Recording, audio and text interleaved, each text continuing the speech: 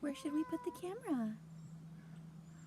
We found a spot nestled within the pomegranate trees. I have the camera just sort of resting on a branch. I hope you're doing well. I wanted to take a moment and offer a weather report. The sun is out, which I'm so grateful for, as we're all forced to slow down and take a closer look at our surroundings and what our lives are made of.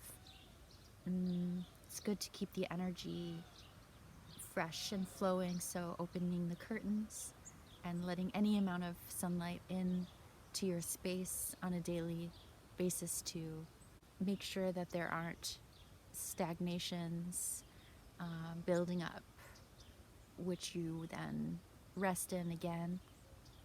Give yourself an opportunity to take deep breaths of fresh air, to fill your lungs, to keep them strong. I know that it's an incredibly sensitive time, and it's very good to stay gentle with ourselves and with the people in our lives, especially, the ones that hold it together for others, the ones that want to be strong and stoic and stable for others. But this is energy that has affected and stirred up the entire mud puddle of everyone. So even the seemingly strongest need extra nurturing and love and support. So it's a beautiful time to share a little more of your resources, whether it be energetic or material, to sink into a conversation and turn off your thoughts and just listen without having a goal of wanting to say something quickly back to keep up a witty banter or a ping pong conversation. It's okay to stop after someone has spoken or expressed something and allow the silence to sort of comfort them after they've said whatever they've said. And it also gives them a chance to continue. It takes a lot of courage to express your vulnerability and sensitivity in the first place. Sometimes I find that we move so fast that a lot is lost in between, when there could be more space held around to offer more opportunity to finish thoughts or expressions that maybe we'd like to have more time. This is a wonderful time to demonstrate the capacity that we have to hold for each other, to listen, to be support, to be nurturing, to be comforting.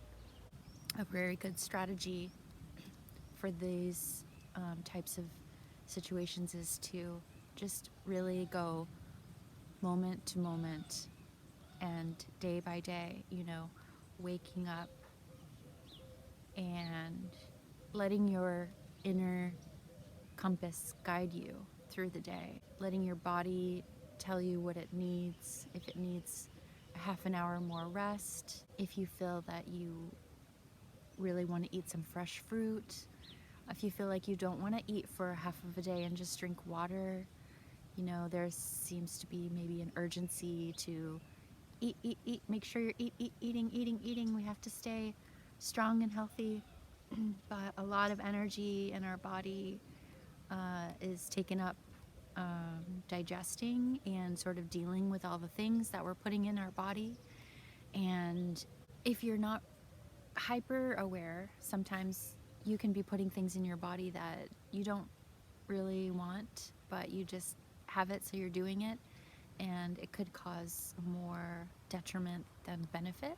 So to give your body a break sometimes, to just drink water and cleanse yourself and give yourself a chance to process some of that stuff and to clear out is a really good strategy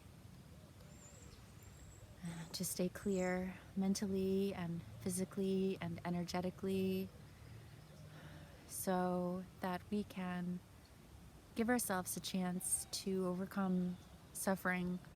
Suffering can come from trapped emotions, trapped energy, feeling restricted.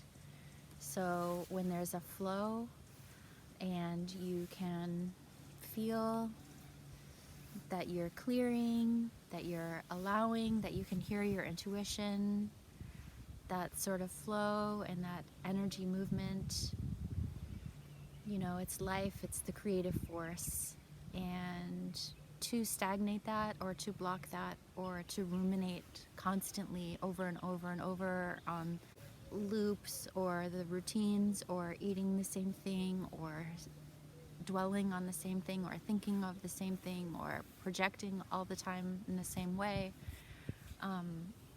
causes a lot of stress and detriment. There's something about just being in the present moment where you're not sending your energy out thinking what's going to happen.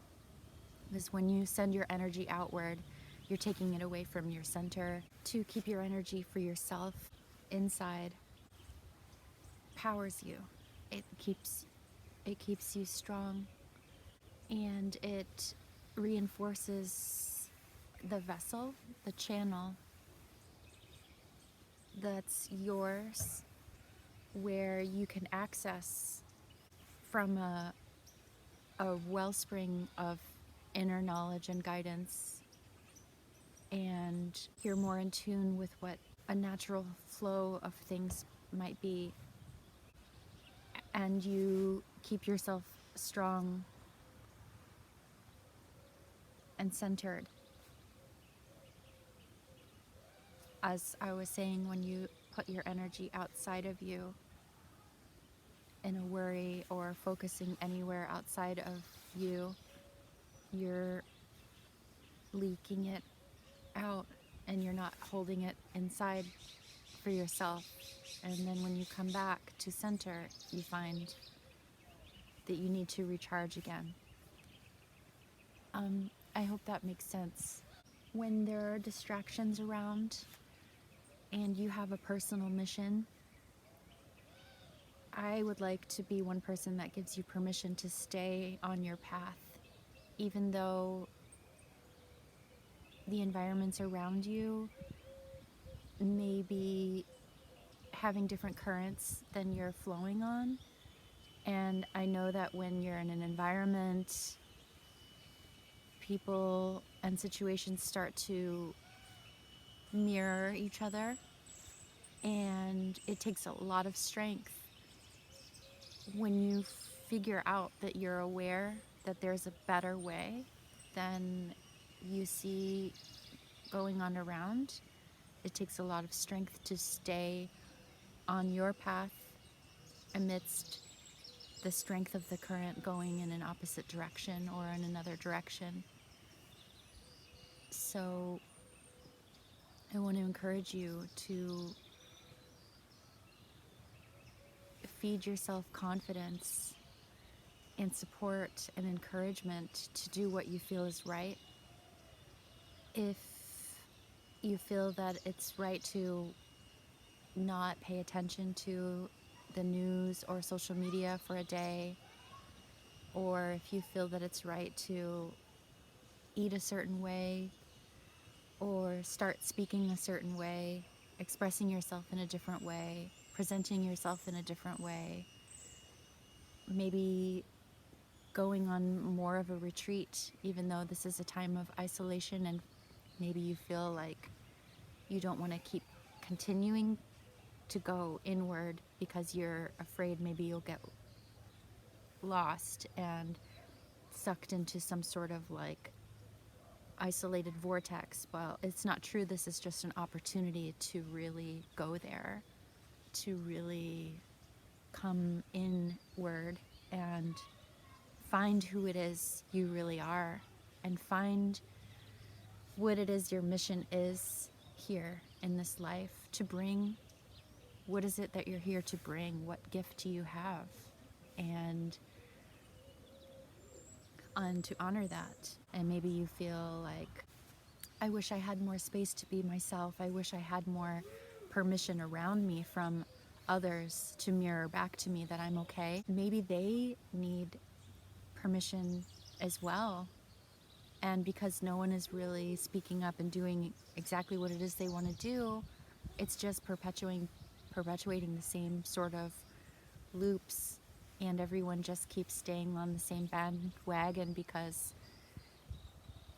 it's accepted and it feels comfortable and you don't want to be disconnected. There's no way that we can be disconnected no matter what happens, you know?